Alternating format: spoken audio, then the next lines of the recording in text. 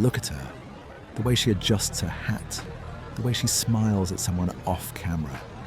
In this moment, she is as alive as you are, but she's gone. Everyone you see in this frame is gone. Really look at them, not as pixels on a screen, not as a backdrop, but as people. That woman in the floral dress, pausing mid-step, she had a favorite song. She had a morning routine. She woke up on this exact day, this exact morning. And she had no idea that a century from now, a stranger would be watching her walk down this street. She didn't know she was being filmed. She didn't know this would be the only piece of her that survives. And yet, here she is, frozen, preserved, a ghost. With a heartbeat we can almost still hear. Look at the man in the background. He's not even the focus of the shot. He's just there, leaning against a door frame, maybe waiting for someone, maybe just killing time. His whole life happened, his whole entire life, every single day of it, and we will never know a single thing about it. Not his name, not what he loved, not what kept him up at night. He is a footnote in someone else's film. And somehow, that makes him feel more real than any actor I've ever watched on screen. This is what old footage does to you if you let it. It doesn't just show you the past. It grabs you by the shoulders and forces you to feel it. We tend to look at archival footage as a museum exhibit. But these weren't historical figures. They were people who worried about rent, who had crushes, who felt the sun on their skin. Just like you do right now. Think about what was happening in their lives. On the day this was filmed, someone woke up late.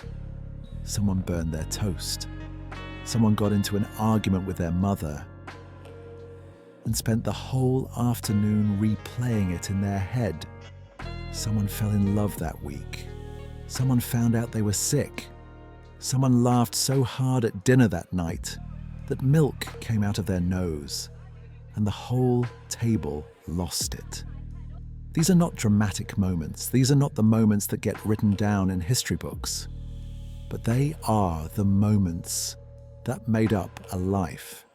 And that's exactly why they matter. We romanticize the past. We look at these images and we see sepia tones and silent streets, and we think, what a simpler time. But it wasn't simpler. It was just as messy and confusing and beautiful and painful as your Tuesday. They had taxes and heartbreak and boredom and inside jokes. They had days where nothing happened at all, and those days still counted. Every single one of them counted. The footage doesn't capture that. It can't. A camera can record a face, but it can't record what that face was thinking. It can't record the weight of a single, ordinary afternoon. But somewhere, buried under all the silence and the grain, you can almost feel it. The warmth of an unremarkable day that someone lived and loved and completely forgot about. And now, it's the only thing left of them. There is a word for this: Sonder. The realization that every passerby has a life as vivid and complex as your own. These crowds are a graveyard of stories we will never hear. A million first kisses and last breaths, frozen in silver halide. And here's what makes it worse, or maybe better, depending on how you look at it. You will never, ever know how many lives you've already brushed past without realizing it. How many people you passed on the street yesterday are carrying something enormous inside them, a secret, a grief, a joy so private they haven't told anyone. You walked right past them. You didn't even glance twice, and they did the same to you. That's what Sonder really is. It's not just an observation, it's a vertigo, A dizzying, almost nauseating realization that the world is not built around you. That every single person you have ever seen, in a crowd, on a bus, through a window, is the main character of a story just as long and just as detailed as yours. And most of those stories end quietly. No fanfare, no monument. Just a life that was lived fully and completely, and then simply stopped. The people in this footage, they understood none of this. They weren't thinking about legacy. They weren't thinking about meaning. They were just existing. And existence, it turns out, is the most extraordinary thing any of us will ever do. We just don't notice it while it's happening. We only notice it when it's over, when the film has run out, when the frame is still, when the only sound is silence, and the only thing left is the faintest impression of someone who was once undeniably here. One day, someone will look at footage of us. They'll see our clothes and our phones and think how vintage we look. We are just the 1920s crowd of the future. We are currently the ones standing in the light. Let that sink in. Right now, in this moment, you are the equivalent of that woman in the floral dress. You are the man leaning in the doorframe. Someone decades from now might stumble across a video of you. Maybe one you posted without thinking. Maybe one a friend filmed at a party, and they will pause on your face the way you paused on hers. They will wonder who you were. They will try to imagine your life. And they will feel that same strange pull, that same quiet ache.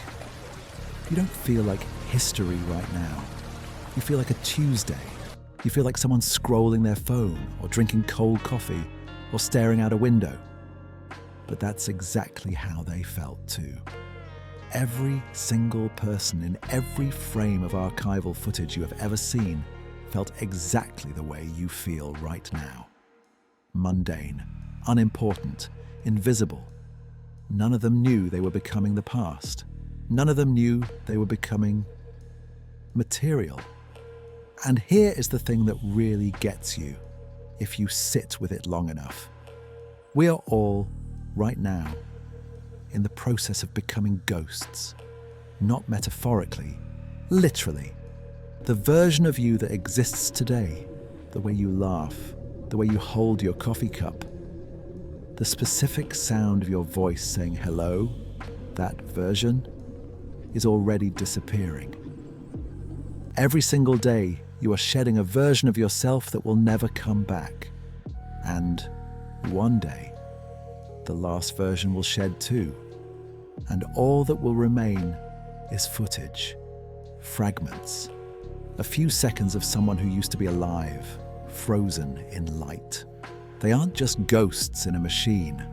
They're a reminder that life is a brief flash between two eternities of darkness.